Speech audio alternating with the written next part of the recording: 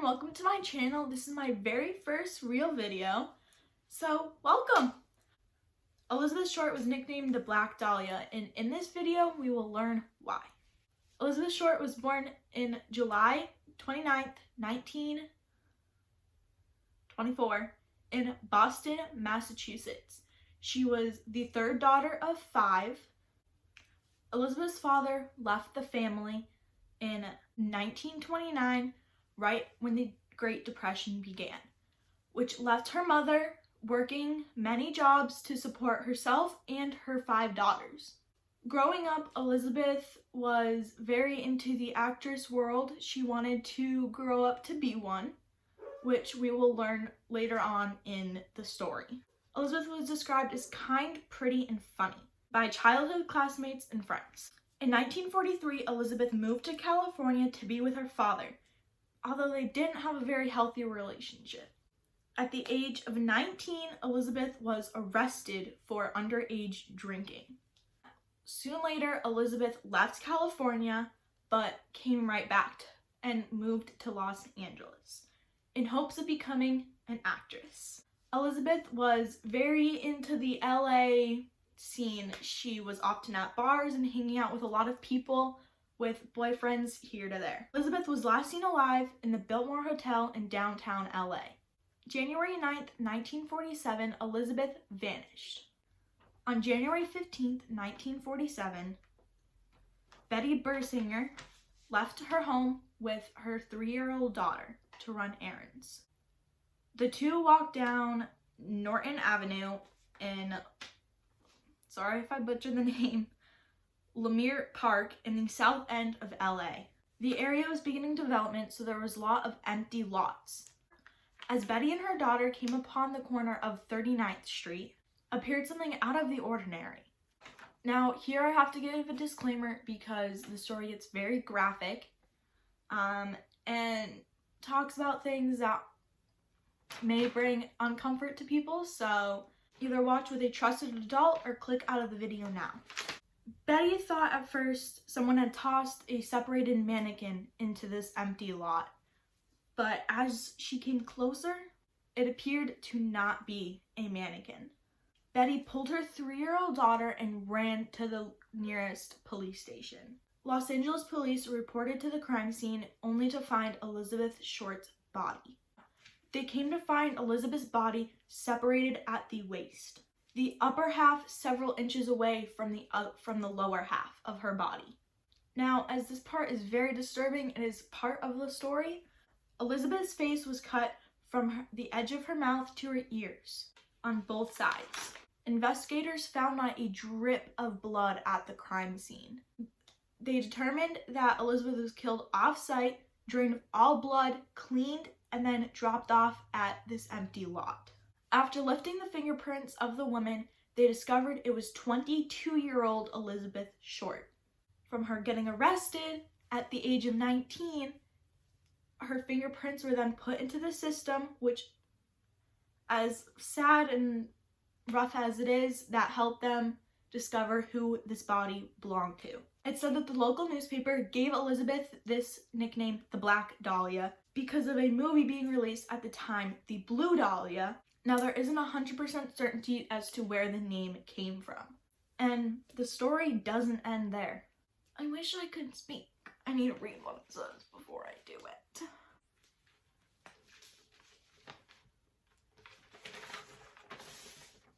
The police received innumerable tips related to the case, and dozens of people confessed responsibility for the murder.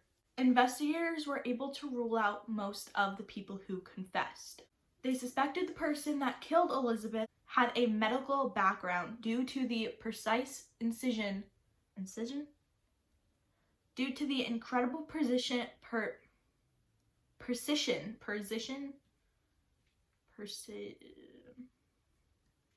due to the incredible precise cut of Elizabeth. The FBI looked into numerous groups at the University of Southern California Medical School, but the lead went nowhere, unfortunately. Anonymous letters were sent to authorities and LA newspapers, presumably by the killer. On January 23rd, 1947, the LA Herald-Examiner received a call from someone claiming to be the killer. And they disapproved of the way the story was being told. The caller offered to send belongings of Elizabeth to the police to prove himself. Elizabeth's birth certificate, some photos, business cards, address book, along with a letter pasted together, newspapers and magazines, was sent to the Herald-Examiner from the supposed killer. More letters followed. They claimed Elizabeth's murder was justified and warned people, and I quote, "Do not try to find me," end quote. Police attempted to lift fingerprints from these notes and all these different things, but they were unsuccessful due to the fact that all of them were soaked in gasoline. By mid-1947, the case went cold. But not all cases stay cold forever. Former LAPD detective Steve Hodel, I'm sorry if I butcher these names, we're just gonna go with that, was left sorting through his father's belongings when he died in 1999. That part doesn't really matter. Dr. George Hodel, we're just gonna call him Dr. George, had left the family early on, but had reconnected with Steve in the last decade of his life. And his son helped pick up the pieces after his death. Now, Steve found a small wooden photo album inside a box among George's possessions. There were 2 photos inside of this box. They showed a young woman with dark curly hair with her eyes looking down. He said to himself, and I quote, "My God, that looks like the Black Dahlia," end quote. Steve then began years of investigating his father and his involvement with Elizabeth. After this discovery that Steve had made, his half-sister Tamar told him in a phone conversation, and I quote, "Our dad was a suspect in the Black Dahlia murder," end quote. Steve decided that he needed to get to the bottom of what she had claimed. Steve said, and I quote, "I started out to show that Dad had nothing to do with it. I would be able to exonerate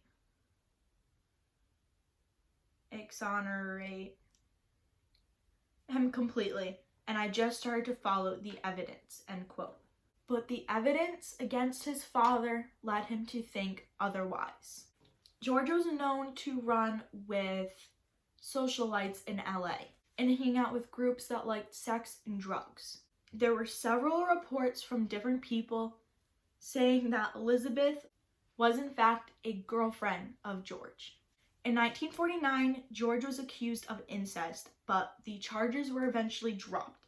But the case, along with George's familiarity with surgical techniques, led police to include him in the list of suspects in the Black Dahlia's murder. The next year, police put George under surveillance in his LA home.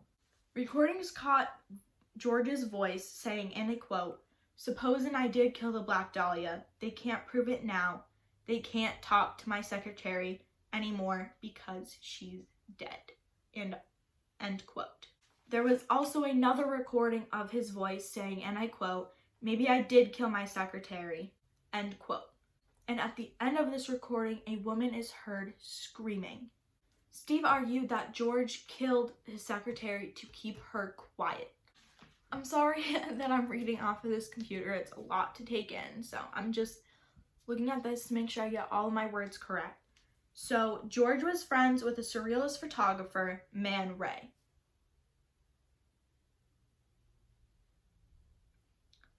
Not that one. And Steve claims that 2 of the artists in the 1930s photos bear a resemblance to the way Elizabeth's body was posed in the Leimert Park lot, which is where her body was found. Steve then added that he recognized his father's writing in the letters that were sent to the LA Police Department by the supposed killer. And in the time, Steve said that he had also connected his father to many other murders in the LA area around the same time. Steve said that the police would have had a slam dunk case against George at the time, and that so Steve said that police had a slam dunk case against George.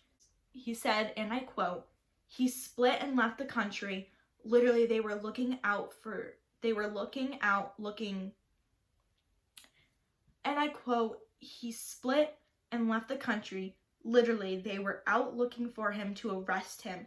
They had built that much of a case," end quote. They literally had a case against him, but he was dead. George died without having any charges pressed against him. So even though he was the killer, it wasn't found out until after he had already passed.